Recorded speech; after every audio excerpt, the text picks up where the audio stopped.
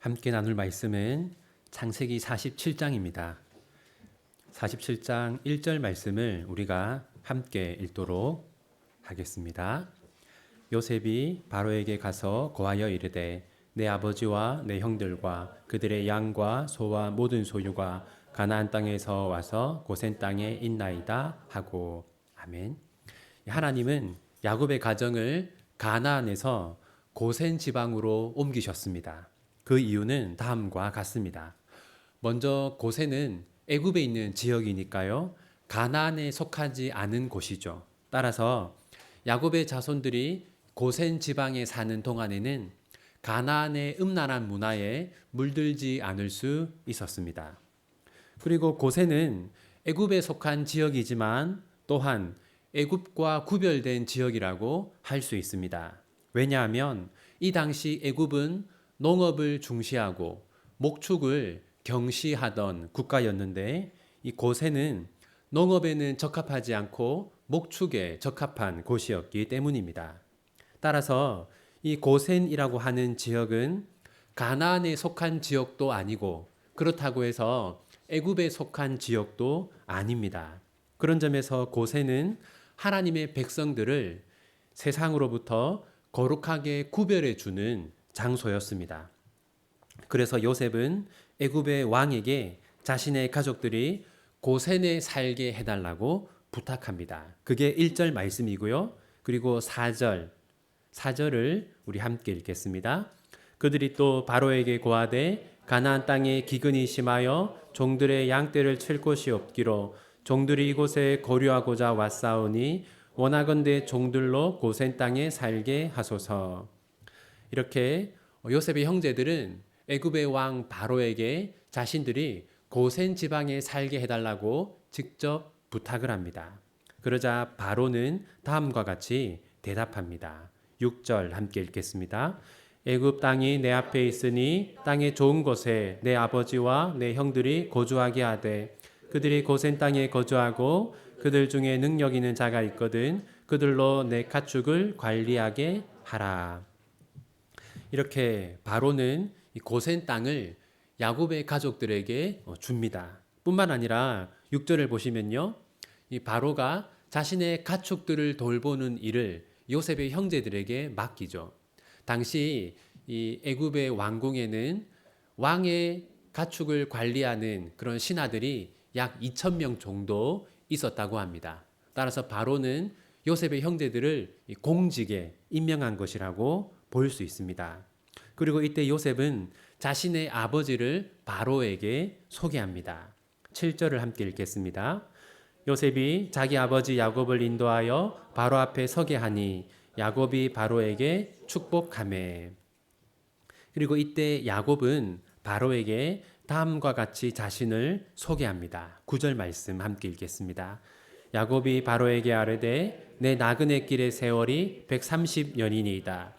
내 나이가 얼마 못되니 우리 조상의 나그네 길의 연저에 미치지 못하나 험악한 세월을 보내었나이다 하고. 여기 보시면요, 야곱은 자신의 삶을 크게 두 가지로 설명하고 있습니다. 첫 번째는 야곱은 자신이 나그네 삶을 살았다고 말합니다. 실제로 야곱은 우리가 지금까지 쭉 살펴와서 알고 있듯이 어느 한 장소에 정착하지 못했습니다. 고향에서 살고 있다가 형을 피해서 삼촌 집으로 갔죠. 또 삼촌 집에 살고 있다가 고향 가나안으로 돌아오기는 했지만 여러 가지 사건을 겪으면서 여기저기 이동하면서 살았습니다. 둘째로 야곱은 자신이 험악한 세월을 살았다고 말하죠. 원문을 그대로 직역하면 악한 삶을 살았다라는 것인데, 이것은 의미상 야곱이 살아오면서 악한 사람들을 많이 만났다, 그렇게 해석할 수 있습니다. 실제로 야곱은 악한 사람들을 많이 만났어요. 야곱의 형은 야곱을 어떻게 하려고 했습니까? 야곱을 죽이려고 했죠. 그리고 라반은 또 어떻게 했습니까? 삼촌 라반은 무려 20년 동안 야곱에게 품삯을 주지 않고 공짜로 이용했죠. 야곱의 아들들은 또 어떻게 했습니까?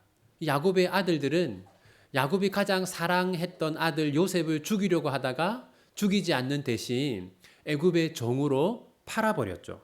그리고 아버지 야곱에게는 들짐승이 요셉을 죽인 것 같다고 거짓말을 했습니다. 이처럼 야곱은 사는 동안 악한 사람들을 참 많이 만났습니다. 그래서 야곱은 자신이 험악한 세월을 살았다 이렇게 말하는 것입니다. 그리고 이런 과정을 거쳐서 야곱의 가정은 애굽에 정착하게 되는데요. 이때 바로는 야곱의 가정에 여러 가지 혜택을 제공했습니다. 첫 번째로는 바로는 야곱의 가정에 고센 땅을 주었습니다. 둘째로 아까 우리가 살펴보았듯이 바로는 야곱의 아들들이 바로의 가축을 돌보는 자로서 왕궁에서 일하게 해주었습니다. 이렇게 바로는 야곱의 가정, 즉 하나님의 백성들을 친절하게 대해주었습니다. 바로가 하나님의 백성들을 친절하게 대해준 결과 하나님은 바로에게 다음과 같은 은혜를 베푸셨습니다. 13절 말씀, 13절과 14절을 이어서 읽도록 하겠습니다. 기근이 더욱 심하여 사방에 먹을 것이 없고 애굽 땅과 가나안 땅이 기근으로 항폐하니 요셉이 곡식을 팔아 애굽 땅과 가나안 땅에 있는 돈을 모두 거두어 드리고 그 돈을 바로의 궁으로 가져가니. 여기 보시면 온 세상에 먹을 것이 없었다고 말합니다. 하지만 바로에게는 식량이 많이 있었죠. 그래서 바로는 이 식량을 백성들에게 공급할 수 있었습니다. 이렇게 바로에게는 식량이 많이 있을 수 있었던 것은 바로가 요셉을 그리고 바로가 야곱의 가정을 친절하게 대해 주었기 때문입니다. 그리고 이것은 아브라함 언약의 성취라고 볼 수 있습니다. 하나님은 아브라함에게 다음과 같이 말씀하셨습니다. 창세기 12장 3절 함께 읽겠습니다. 너를 축복하는 자에게는 내가 복을 내리고 너를 저주하는 자에게는 내가 저주하리니 땅의 모든 족속이 너로 말미암아 복을 얻을 것이라 하신지라. 하나님은 아브라함을 부르시면서 너를 축복하는 자는 나도 축복하고 너를 저주하는 자는 나도 저주하겠다라고 말씀하셨어요. 이것은 아브라함에게만 하신 약속이 아니라 아브라함의 후손들, 모든 하나님의 백성들에게 주신 약속입니다. 하나님의 백성들을 축복하면 하나님은 그도 축복하고 또 하나님의 백성을 저주하면 하나님은 그도 저주할 것입니다. 이 말씀처럼 하나님의 백성인 요셉 그리고 야곱의 가정을 이 바로가 친절하게 대해 주었기 때문에 하나님은 바로에게 복을 주셨던 것이죠. 그런데 여러분, 오늘 본문에 등장하고 있는 이 바로와는 정반대의 행동을 한 사람이 있습니다. 그 사람은 모세 시대의 바로이죠. 이 바로는 애굽의 왕을 일컫는 고유 명사로서 성경에는 여러 바로가 등장하는데 한 사람이 아니고 여러 사람입니다. 일반적으로 세상 책에는 파라오라고 나오는데 우리는 그걸 그냥 바로라고 발음하고 있는 것이죠. 요셉 시대의 바로는 하나님의 백성들을 축복해서 복을 받았지만 400년 후에 모세 시대의 바로는 하나님의 백성들을 억압하고 저주한 결과 어떤 일을 겪었습니까? 이 10가지 재앙을 하나님께 받았죠. 자, 이렇게 야곱의 가정이 애굽에 정착하고 17년이 지났습니다. 47장 28절 말씀, 오늘 본문 28절 말씀 함께 읽겠습니다. 야곱이 애굽 땅에 17년을 거주하였으니 그의 나이가 147세라. 여러분, 이제 야곱이 애굽으로 와서 17년을 살았는데 그동안 어떤 삶을 살았을까요?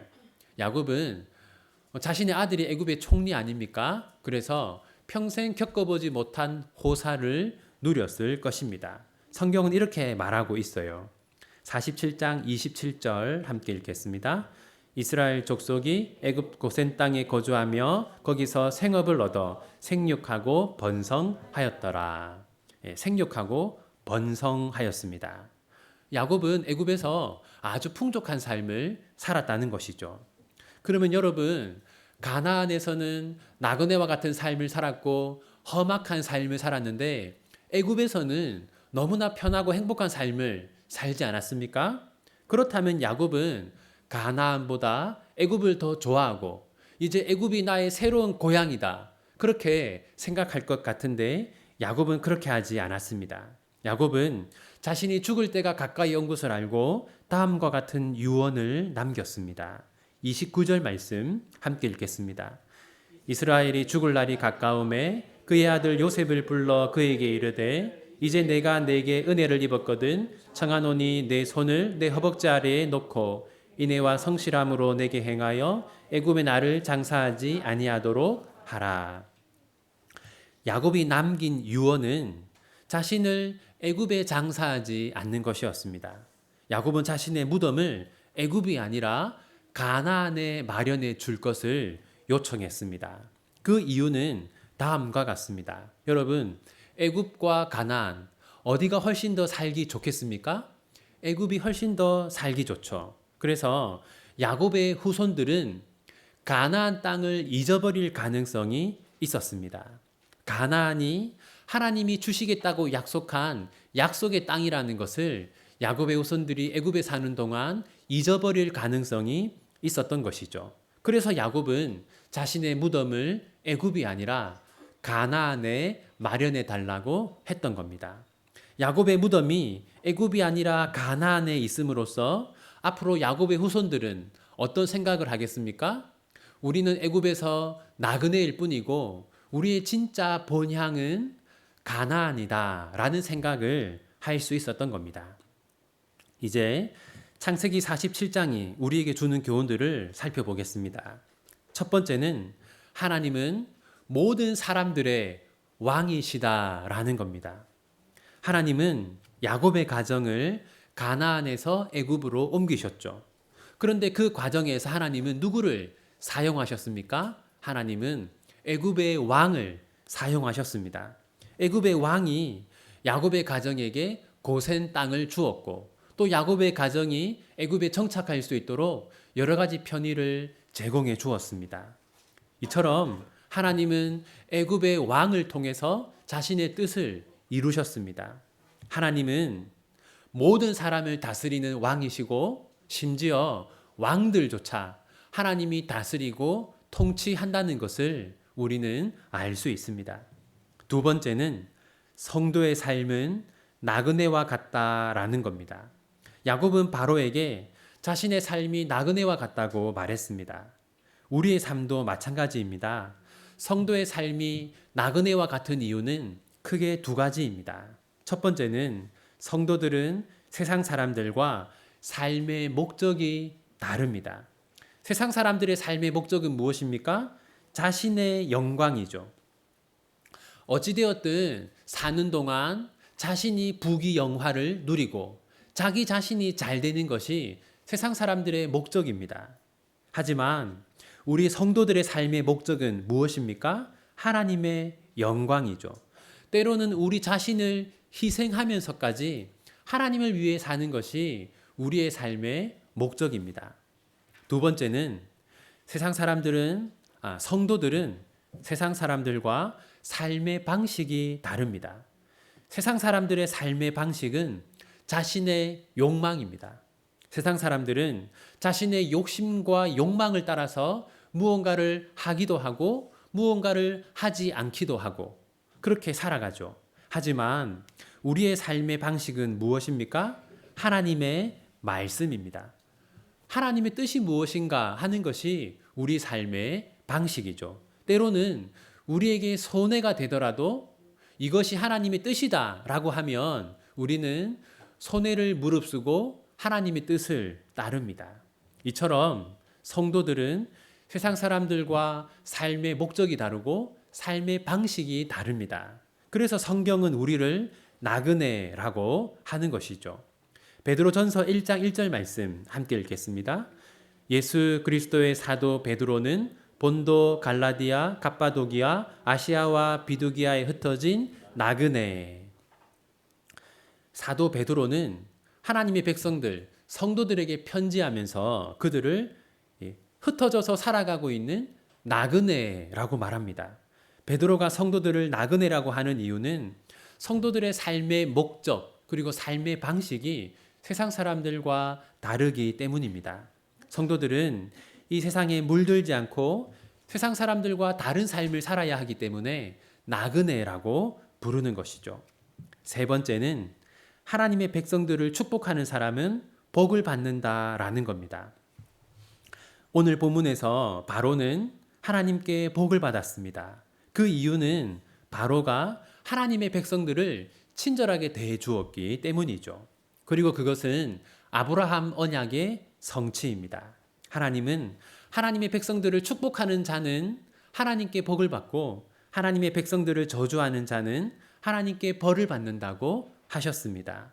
이 말씀처럼 바로는 하나님의 백성들을 축복했고 그 결과 하나님께 복을 받았던 것이죠. 우리도 마찬가지입니다. 성경은 우리에게 다음과 같이 말합니다. 갈라디아서 6장 9절과 10절 말씀 이어서 함께 읽겠습니다. 우리가 선을 행하되 낙심하지 말지니 포기하지 아니하면 때가 이름에 거두리라. 그러므로 우리는 기에 있는 대로 모든 이에게 착한 일을 하되 더욱 믿음의 가정들에게 할지니라. 사도 바울은 포기하지 말고 선한 일을 하라라고 하면서 특히 믿음의 가정에게 선한 일을 하라고 말합니다. 하나님의 백성들에게 친절을 베풀라고 말합니다. 우리는 모든 사람들을 사랑해야 하죠. 그런데 우리는 특히 하나님의 백성들을 더욱더 사랑해야 하고 또한 하나님이 한 교회로 불러 모으신 우리 비전교회 성도들 한 명 한 명을 그 누구보다 사랑해야 합니다. 그러면 그때 하나님이 약속하신 복이 우리의 삶에 임할 것입니다. 이제 말씀을 맺겠습니다. 여러분, 야곱은 자신의 무덤을 애굽이 아니라 가나안에 마련해 달라고 부탁했죠.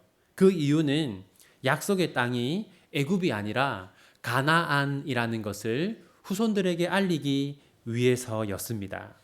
야곱의 후손들은 야곱의 무덤을 보면서 자신들의 고향이 애굽이 아니라 가나안이라는 것을 알 수 있었습니다. 자신들은 애굽의 나그네라는 것을 알 수 있었습니다. 우리도 마찬가지입니다. 우리는 이 세상의 나그네입니다. 이 세상은 우리가 잠시 동안 거주하는 곳에 지나지 않습니다. 우리가 영원히 살 곳은 다음 세상입니다. 요한복음 14장 2절과 3절 이어서 읽겠습니다. 내 아버지 집에 거할 곳이 많도다. 그렇지 않으면 너희에게 일렀으리라. 내가 너희를 위하여 거처를 예비하러 가노니 가서 너희를 위하여 거처를 예비하면 내가 다시 와서 너희를 내게로 영접하여 나 있는 곳에 너희도 있게 하리라. 예수님은 우리를 위하여 거처를 예비하신다고 하셨습니다.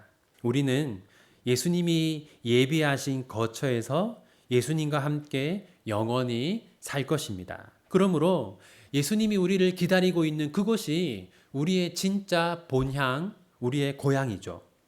따라서 이곳은 우리에게 나그네입니다. 우리는 이 땅에서 나그네로 사는 동안 많은 고난과 슬픔과 어려움을 겪습니다. 하지만 예수님이 우리를 위해 예비하신 다음 세상, 우리의 진짜 본향에는 슬픔과 눈물이 없습니다. 죄와 죽음도 없죠. 저는 며칠 전에 제가 참 사랑했던 우리 동서를 천국으로 떠나 보냈습니다. 한 3일 동안 참 너무 많이 울어서 지금은 눈물이 마른 것 같은데 16년 전에 이 청년부 회장 그리고 청년부 담당 교육자로 만났습니다. 그리고 저의 처제와 결혼을 해서 이제 가족이 되었고 오랫동안 참 친하게 잘 지냈는데 금요일 새벽에 천국으로 갔어요. 헤어짐이 너무나 슬프지만 사실 고향으로 간 것이죠. 나그네 인생을 내려놓고 진짜 고향으로 간 것입니다. 그리고 다음 세상에서 우리가 다시 만나면 그때는 이별하지 않겠죠. 사랑하는 성도 여러분, 하나님이 우리를 위하여 예비하신 영원한 다음 세상을 바라보며 살아가는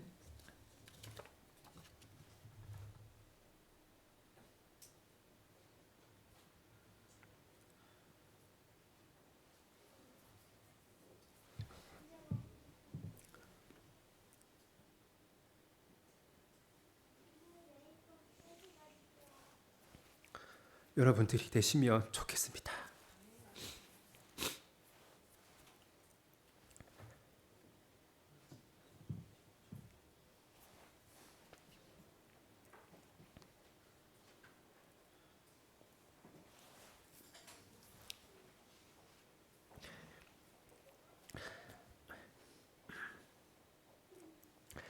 잠시 거할 이 세상에 소망을 두지 않고 영원한 다음 세상에 소망을 두고 살아가는 우리 모두가 되었으면 좋겠습니다. 기도하겠습니다.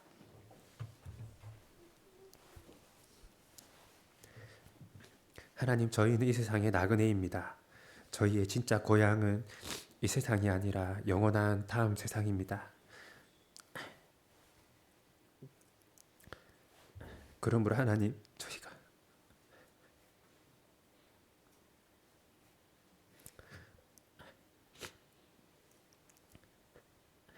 저희가 이 세상에 미련을 두지 않고 살아가게 해주십시오.